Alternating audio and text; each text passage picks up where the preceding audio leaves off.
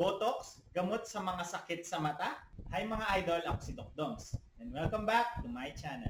Para sa mga bago lang sa channel ko, I'm a board-certified ophthalmologist and a retina specialist here in the Philippines. So if you want medical and eye contents, please don't forget to hit that subscribe button and turn on that notification bell for more videos like this. And for today's video, pag-usapan naman natin ang role ng Botox sa treatment sa mga ibang sakit sa mata. Tara, let's discuss. Ang botulinum toxin A or mas kilala sa tawag na Botox ay sikat na gamot para mapawala ang mga wrinkles at crow's feet sa mukha. Pero alam nyo ba na ginagamit din ng Botox sa mga ibang sakit sa mata? Ang Botox ay pareho sa bakteryang Clostridium botulinum na nagre-release ng delikadong toxin na pwedeng mag-cause ng paralysis sa mga muscles. Ito ay kadalasan nakukuha sa mga contaminated na processed food or pwede rin na malanghap or sa mga wound infection. Ito ay rare naman pero pwedeng makamatay kapag ito'y napabayaan at hindi naagapan. Pero pwede itong gamitin at i-inject sa ibang parte ng katawan sa mababa at safe na dose. Binablock ng Botox ang signal between sa nerve at sa muscle para tulungan itong mag-relax. Iba-iba ang formulation at lakas ng gamot na ito at pwede itong gamitin sa mga ibang sakit sa mata. Ang Botox injection ay pwedeng tumalab sa loob ng 1 hanggang 3 araw at pwede itong ma-reach ang peak nito sa loob ng 1 hanggang 2 linggo at pwedeng tumagal ng 3 to 4 months bago mawala ang bisa nito. Ano naman ang mga sakit sa mata na pwedeng gamitan ng Botox? Una dyan ay yung tinatawag na strabismus or crossed eye. May video na ako nagawa dito na pwedeng niyong panoorin. Ito yung pagpaling ng 1 or 2 mata sa magkaibang direksyon. Ang pag-inject ng Botox sa mga muscles ng mata na nagko-control ng paggalaw nito ay pwedeng makatulong para ma-restore ang alignment at pagkadiretso ng mata. Mas murang alternatibo ito para sa mga pasyenteng for muscle surgery or operasyon na. Kaya lang, temporary lamang ang epekto nito at hindi siya gagana sa lahat ng klase ng strabismus. Lalo na kung masyadong malaki ang deviation or pagpaling ng mata or kung ang cause ng strabismus ay may pagkaipit ng mga muscles.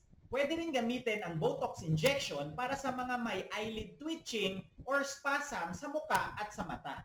Yung tinatawag na blepharospasm or hemifacial spasm. Meron na rin ako nagawang video about sa eyelid twitching at spasm para sa mas komprehensibong discussion about dito.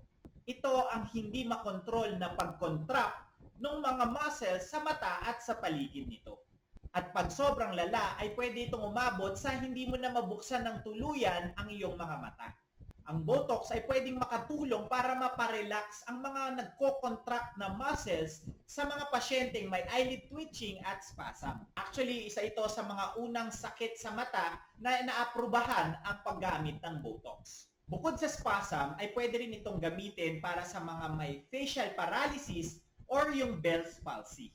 Ito naman ay nagkakaroon ng paralysis ng facial nerve sa isang side ng mukha na nagko-control ng mga muscles sa mukha at facial expression.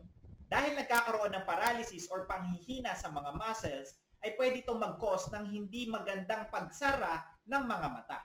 At kung hindi mo masara ng mabuti ang iyong mga mata, ay pwede itong mag-cause ng mga mas malalang problema tulad ng pagkagasgas ng cornea.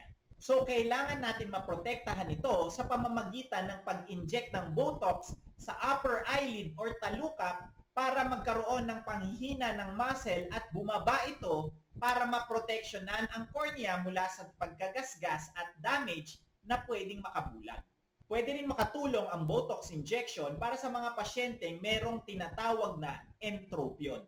Ito naman ay kondisyon sa eyelids or talukap na ang orientation ng balat ay paloob ng mata, kaya yung eyelashes ay papasok din sa mata na pwedeng makagasgas din sa cornea. Again, pwede itong mag-cause ng permanent damage na pwede ring makabulag.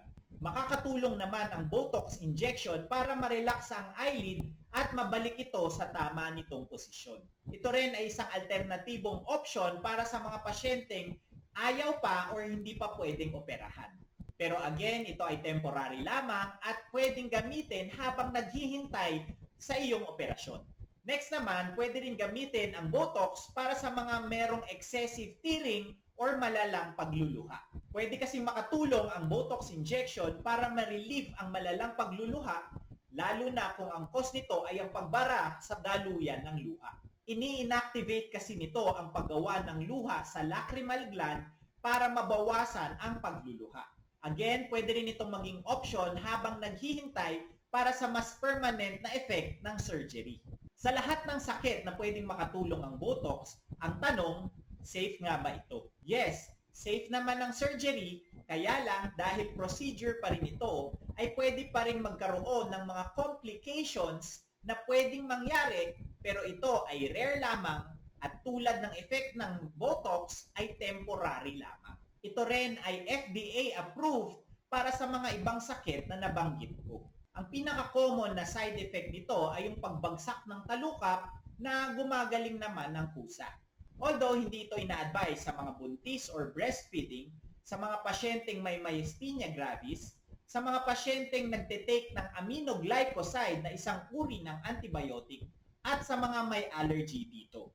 Kung masakit naman ang usapan, ay nilalagyan naman ito ng anesthesia at maliit na karayom lamang ang ginagamit dito para minimal lamang ang sakit. Although pwedeng mamula at magkapasa ng bahagya sa injection site na kusa rin namang gumagaling.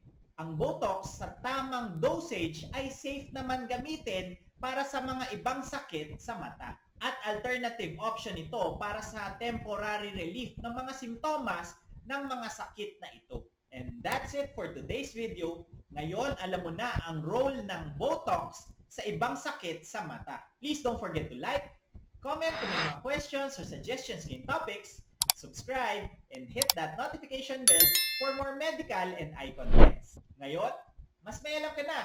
Ako po si Doc Dogs. See you on my next video.